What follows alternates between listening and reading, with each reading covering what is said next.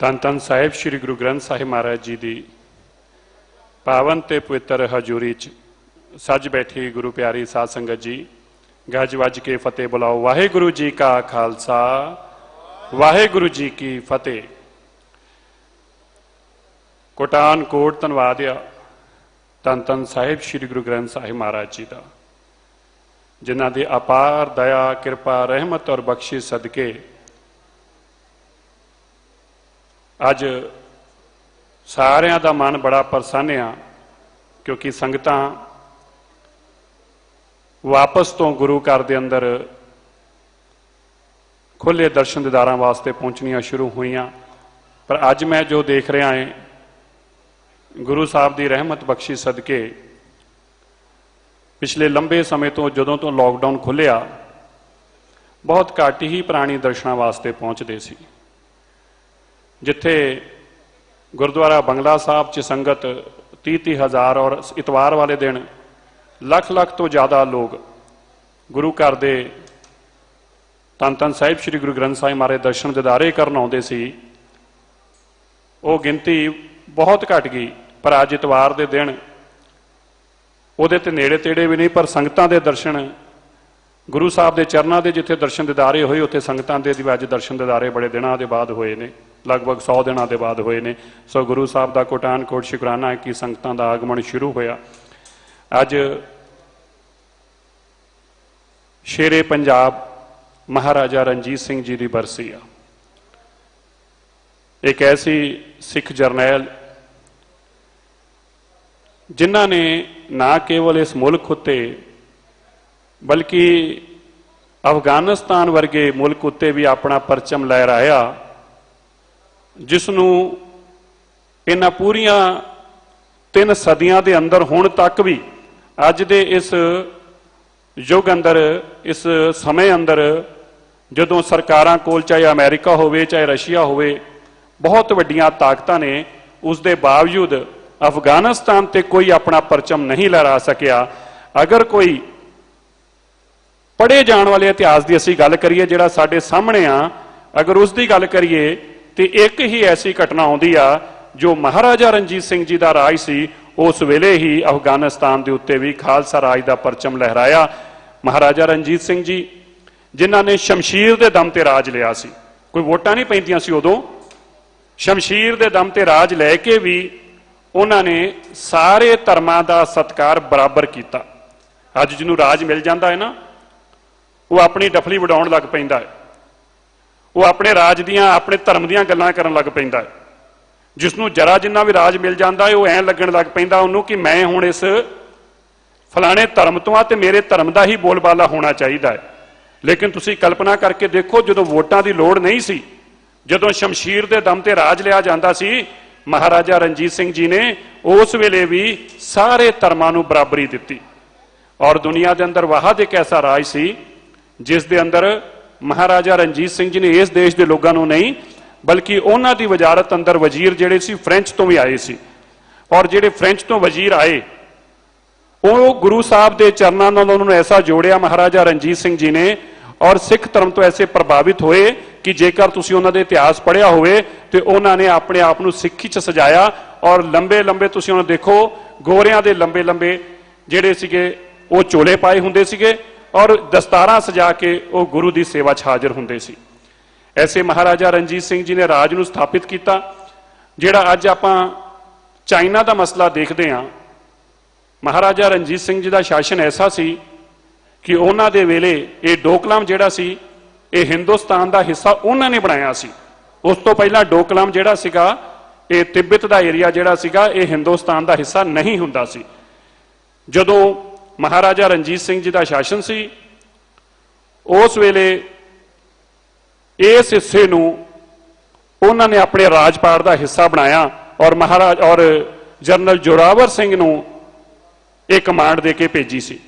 General Zorawar Singh हालांकि एक साजिश का शिकार हुए और वो बहुत ही बहादरी नाल लड़ते शहीद हो गए। खालसा जी तुसीं सुन के हैरान हो गए, महाराजा रणजीत सिंह जी दी वो जरनैल जनरल जोरावर सिंह दी अज भी तिब्बत के उच्ची चोटी के उत्ते उन्हां दी स्थान बनाया गया है तिब्बती लोगों वालों। ਔਰ ਉਹਨਾਂ ਦਾ ਜ਼ਰਾ ਜ਼ਰਾ ਕੱਟ ਕੇ ਲੋਕ ਬੋਟੀ ਬੋਟੀ ਨਾਲ ਲੈ ਗਏ ਸੀ, ਕਿਉਂਕਿ ਤਿੱਬਤੀ ਇਹ ਮਹਿਸੂਸ ਕਰਦੇ ਸੀ ਕਿ ਜਿਹੜਾ ਸ਼ੇਰ ਹੁੰਦਾ ਏ ਉਹ ਆਪਣੇ ਘਰ 'ਚ ਸ਼ੇਰ ਦਾ ਕੋਈ ਅੰਗ ਰੱਖਣ ਦੇ ਨਾਲ ਬਹਾਦਰ ਬੱਚਾ ਪੈਦਾ ਹੁੰਦਾ ਹੈ। ਔਰ ਜਦੋਂ ਉਹਨਾਂ ਨੇ ਜਨਰਲ ਜ਼ੋਰਾਵਰ ਸਿੰਘ ਨੂੰ ਲੜਦਿਆਂ ਦੇਖਿਆ ਤੇ ਉਹਨਾਂ ਨੇ ਉਹਨੂੰ ਸ਼ੇਰ ਆਂਕ ਕੇ ਤੇ ਉਹਦੀ ਬੋਟੀ ਬੋਟੀ ਆਪਣੇ ਘਰ ਲੈ ਗਏ ਸੀ, ਤੇ ਆਖਰ 'ਚ ਇੱਕ ਬਾਂਹ ਉਹਦੀ ਦੱਬ ਕੇ ਤੇ ਅੱਜ ਵੀ ਤਿੱਬਤੀ ਲੋਕ ਜਨਰਲ ਜ਼ੋਰਾਵਰ ਸਿੰਘ ਦੀ ਪੂਜਾ ਕਰਦੇ ਆ, ਕਿਉਂਕਿ ਜਨਰਲ ਜ਼ੋਰਾਵਰ ਸਿੰਘ ਇੱਕ ਐਸੇ ਮਹਾਨ ਜਰਨੈਲ ਸੀ ਜਿਨ੍ਹਾਂ ਨੇ ਯੁੱਧ ਅੰਦਰ ਜੋ ਆਪਣੀ ਕਲਾ ਦਿਖਾਈ, ਐਸਾ ਜੌਹਰ ਕਦੀ ਤਿੱਬਤੀਆਂ ਨੇ ਦੇਖਿਆ ਨਹੀਂ ਸੀ, ਐਸੀ ਦਲੇਰੀ ਕਦੀ ਦੇਖੀ ਨਹੀਂ ਸੀ। ਮਹਾਰਾਜਾ ਰਣਜੀਤ ਸਿੰਘ ਜੀ ਦੇ ਵੇਲੇ ਮੈਂ ਖਾਲਸਾ ਜੀ ਸ਼ਾਇਦ ਬਹੁਤ ਸਾਰੇ ਲੋਕ ਜਾਣਦੇ ਵੀ ਹੋਣਗੇ, ਪਰ ਮੈਂ ਤੁਹਾਨੂੰ ਇਹ ਦੱਸਣਾ ਚਾਹੁੰਦਾ ਹੈ, ਜੇ ਤੁਸੀਂ ਮਾਡਰਨ ਹਿਸਟਰੀ ਪੜ੍ਹੋ ਤੇ ਮਹਾਰਾਜਾ ਰਣਜੀਤ ਸਿੰਘ ਜੀ ਦੇ ਵੇਲੇ ਸਭ ਤੋਂ ਜ਼ਿਆਦਾ ਲਿਟਰੇਸੀ ਸੀ, ਮਤਲਬ ਸਭ ਤੋਂ ਜ਼ਿਆਦਾ ਪੜ੍ਹੇ ਲਿਖੇ ਲੋਕ ਮਹਾਰਾਜਾ ਰਣਜੀਤ ਸਿੰਘ ਜੀ ਦੇ ਵੇਲੇ ਸੀ।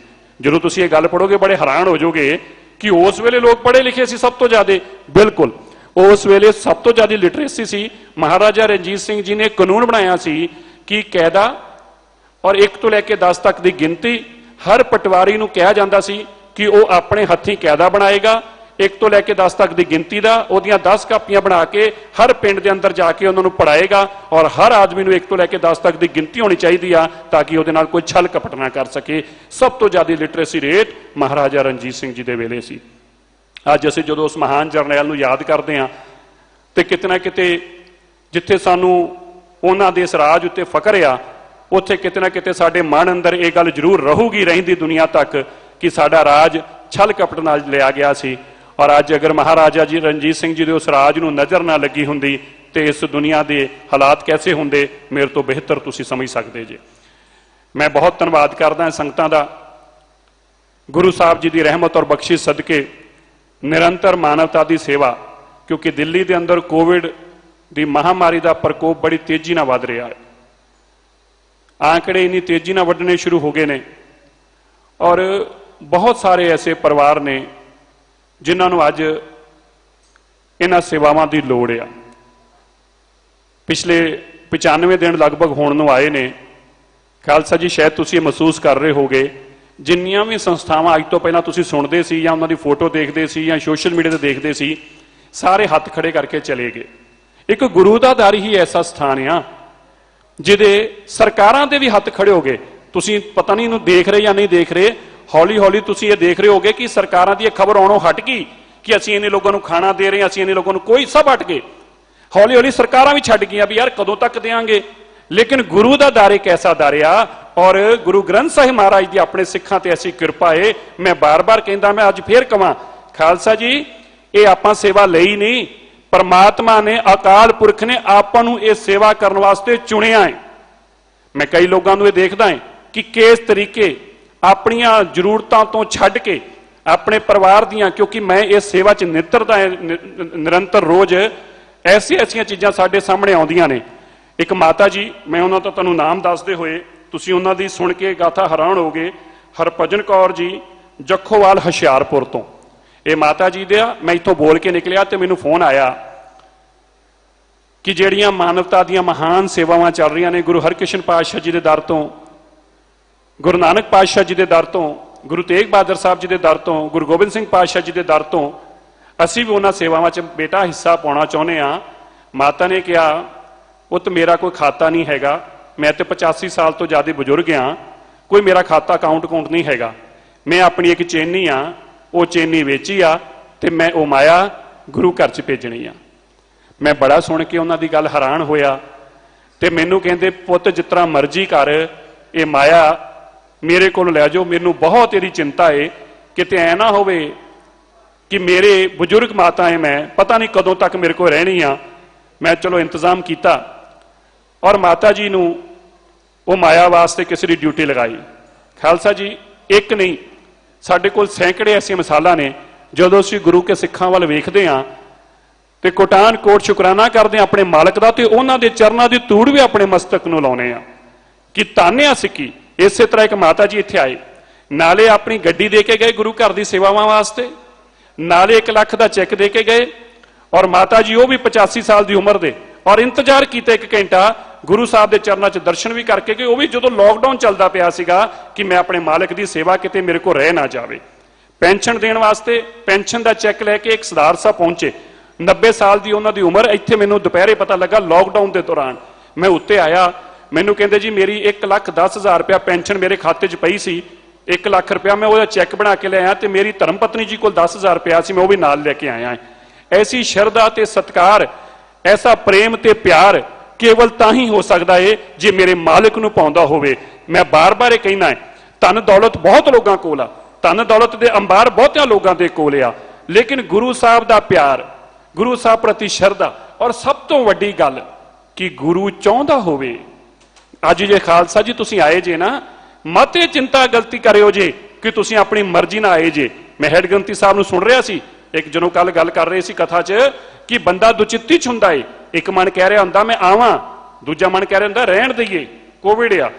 ਲੇਕਿਨ ਪਰਮਾਤਮਾ ਉਹਦੇ ਮਨ ਤੇ ਵੀ ਬੈਠਾ ਹੁੰਦਾ ਏ ਜਿਸ ਨੂੰ ਆਪਣੇ ਚਰਨਾਂ ਕਮਲਾਂ ਦੇ ਦਰਸ਼ਨ ਦਿਦਾਰੇ ਬਖਸ਼ਦਾ ਏ। ਦੁਨੀਆ 'ਚ ਸਾਰੇ ਭਾਗਾਂ ਵਾਲੇ ਜੀ ਨਹੀਂ ਹੋ ਸਕਦੇ। ਦੁਨੀਆ 'ਚ ਗੁਰੂ ਸਾਹਿਬ ਨੇ ਜਿਹਨੂੰ ਆਪਣੇ ਦਰਸ਼ਨ ਬਖਸ਼ਣੇ ਆ, ਇਹ ਮਾਲਕ ਦੀ ਰਹਿਮਤ ਔਰ ਬਖਸ਼ਿਸ਼ ਉਸੇ ਤੇ ਹੋਣੀ ਆ। ਇਸੇ ਤਰ੍ਹਾਂ ਦੁਨੀਆ ਦੇ ਅੰਦਰ ਸੇਵਾ ਭਾਵਨਾ ਕਰਨ ਦਾ ਬਹੁਤਿਆਂ ਦਾ ਮਨ ਕਰਦਾ ਹੈ, ਪਰ ਦੁਚੁੱਤੀ 'ਚ ਰਹਿ ਜਾਂਦੇ ਨੇ।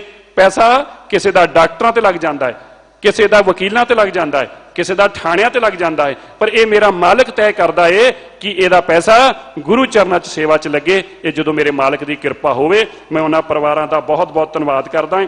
ਮੈਂ ਖਾਸ ਤੌਰ ਤੇ ਫਿਰ ਇਹ ਬੇਨਤੀ ਕਰਾਂ, 5 ਤਰੀਕ ਨੂੰ 5 ਜੁਲਾਈ ਨੂੰ ਸ਼ਾਮ ਨੂੰ 7 ਵਜੇ ਤੋਂ ਲੈ ਕੇ 9 ਵਜੇ ਤੱਕ NDTV ਇੱਕ ਵਿਸ਼ੇਸ਼ ਪ੍ਰੋਗਰਾਮ ਚਲਾ ਰਿਹਾ ਹੈ, ਜਿਹਦੇ ਅੰਦਰ ਦੁਨੀਆ ਭਰ 'ਚ ਸਿੱਖਾਂ ਨੇ ਜੋ ਮਾਨਵਤਾ ਦੀ ਸੇਵਾ ਕੀਤੀ ਉਸ ਦੀ ਜਾਣਕਾਰੀ ਦੇ ਰਿਹਾ ਹੈ। ਔਰ ਦੁਨੀਆ ਭਰ ਦੇ ਲੋਕ ਜਿਹੜੇ ਭਾਵੇਂ ਸਿੱਖ ਧਰਮ ਨਾਲ ਨਹੀਂ ਸਰੋਕਾਰ ਰੱਖਦੇ, ਉਹਨਾਂ ਦੀ ਇਸ ਸੇਵਾ ਦੇ ਪ੍ਰਤੀ ਉਹਨਾਂ ਦੀ ਕੀ ਸੋਚ ਆ, ਇਹ ਦੁਨੀਆ ਦੇ ਅੱਗੇ ਲੈ ਕੇ ਆ ਰਿਹਾ ਹੈ। ਮੈਂ ਉਹਨਾਂ ਪਰਿਵਾਰਾਂ ਦਾ ਧੰਨਵਾਦ ਕਰਦਾ, ਖਾਸ ਤੌਰ ਤੇ ਡਾਕਟਰ ਰਜਿੰਦਰ ਸਿੰਘ ਜੀ ਚੱਡਾ ਜੀ ਦਾ ਔਰ ਪਰਨੇ ਰੋਏ NDTV ਦਾ, ਜਿਨ੍ਹਾਂ ਦੇ ਸਦਕੇ ਇਹ ਪ੍ਰੋਗਰਾਮ ਚੱਲਣ ਲੱਗਾ ਹੈ। ਔਰ ਮੈਂ ਸਰਦਾਰ ਸ਼੍ਰੀ ਨਿਰਮਲ ਰਾਮ ਜੀ ਲਖਨਊ ਤੋਂ, ਜਿਨ੍ਹਾਂ ਨੇ 40,000 ਸੇਵਾ ਭੇਜੀ ਆ, ਕਰਨੈਲ ਸਿੰਘ ਜੀ USA ਤੋਂ, ਜਿਨ੍ਹਾਂ ਨੇ 45,000 ਸੇਵਾ ਭੇਜੀ ਆ, ਸਰਦਾਰਨੀ ਮੋਹਿੰਦਰ ਕੌਰ ਜੀ 1,02,399 ਰੁਪਏ USA ਤੋਂ ਭੇਜੇ ਨੇ, ਸਰਦਾਰਨੀ ਰਵਨੀਤ ਕੌਰ ਧਰਨੀ ਜੀ 50,000 ਰੁਪਇਆ ਭੇਜਿਆ ਹੈ, ਸਰਦਾਰਨੀ ਰਾਣੀ ਕੌਰ ਗਿੱਲ ਜੀ 32,300 ਰੁਪਇਆ USA ਤੋਂ ਭੇਜਿਆ ਹੈ। ਇਸੇ ਤਰ੍ਹਾਂ ਸਰਦਾਰ ਅਵਤਾਰ ਸਿੰਘ ਜੀ ਮਾਨ ਜੀ 50,000 ਰੁਪਇਆ, ਸਰਦਾਰ ਸ਼੍ਰੀ ਰਾਕੇਸ਼ ਗੁਪਤਾ ਜੀ ਨੇ 5 ਲੱਖ ਰੁਪਇਆ, ਸ਼੍ਰੀ ਕੁਲਦੀਪ ਸਿੰਘ ਜੀ ਨੇ 20,000 ਰੁਪਇਆ, ਸਤਿੰਦਰ ਸਿੰਘ ਖੰਨਾ ਜੀ ਨੇ 1 ਲੱਖ ਰੁਪਇਆ, ਜਸਬੀਰ ਸਿੰਘ ਬਿੰਦਰਾ ਜੀ ਨੇ 51,000 ਰੁਪਇਆ, ਸਤਨਾਮ ਸਿੰਘ ਜੀ ਨੇ 51,000 ਰੁਪਇਆ। ਪਰਿਵਾਰਾਂ ਦੇ ਬਹੁਤਿਆਂ ਦੀ ਮਾਇਆ ਆਉਂਦੀ, ਪਰ ਜਿਨ੍ਹਾਂ ਨਾਮ ਪੜ੍ਹੇ ਜਾ ਸਕਦੇ ਆ, ਸੁਰਿੰਦਰ ਕੌਰ ਸੰਘਾ ਜੀ ਵੱਲੋਂ 53,000 ਰੁਪਇਆ, ਬਲਵਿੰਦਰ ਸਿੰਘ ਜੀ ਸੰਘਾ ਵੱਲੋਂ 38,000 ਰੁਪਇਆ, ਬੀਬੀ ਹਰਬੰਸ ਕੌਰ ਜੀ ਬੇਦੀ ਜੀ ਵੱਲੋਂ 50,000 ਰੁਪਇਆ, ਦੂਲੇ ਕੈਨੇਡਾ ਤੋਂ 81,000 ਰੁਪਇਆ, ਬਲਬੀਰ ਸਿੰਘ ਜੀ ਵੱਲੋਂ 50,000 ਰੁਪਇਆ, ਗੁਰਮੀਤ ਕੌਰ ਜੀ ਵੱਲੋਂ 1 ਲੱਖ ਰੁਪਇਆ। ਇਸੇ ਤਰੀਕੇ ਗੁਰੂ ਸਾਹਿਬ ਦੇ ਨਾਮ ਜਾਣਦਾ ਏ, ਪਰ ਇਹਦੇ ਨਾਲ ਨਾਲ ਜੋ ਬੰਗਲਾ ਸਾਹਿਬ ਦਾ ਫੇਸਬੁੱਕ ਅਕਾਊਂਟ ਆ, ਉਹਦੇ ਉੱਤੇ ਸਭ ਦੀ ਜਾਣਕਾਰੀ ਪਾਈ ਜਾਂਦੀ ਹੈ। ਜਿੰਨੀ ਵੀ ਮਾਇਆ ਆਉਂਦੀ ਆ, ਸਾਰੇ ਹੀ ਜਾਣਕਾਰੀ ਦੇਣ ਵਾਲੇ, ਮਾਇਆ ਭੇਂਟ ਕਰਨ ਵਾਲਿਆਂ ਦੇ ਨਾਮ ਔਰ ਉੱਥੇ ਅਮਾਊਂਟ ਲਿਖਿਆ ਜਾਂਦਾ ਹੈ। ਮੈਂ ਗੁਰੂ ਪਿਆਰੀ ਸੰਗਤ ਦਾ ਬਹੁਤ ਬਹੁਤ ਸ਼ੁਕਰਗੁਜ਼ਾਰ ਹਾਂ, ਧੰਨਵਾਦ ਕਰਦੇ ਹਾਂ।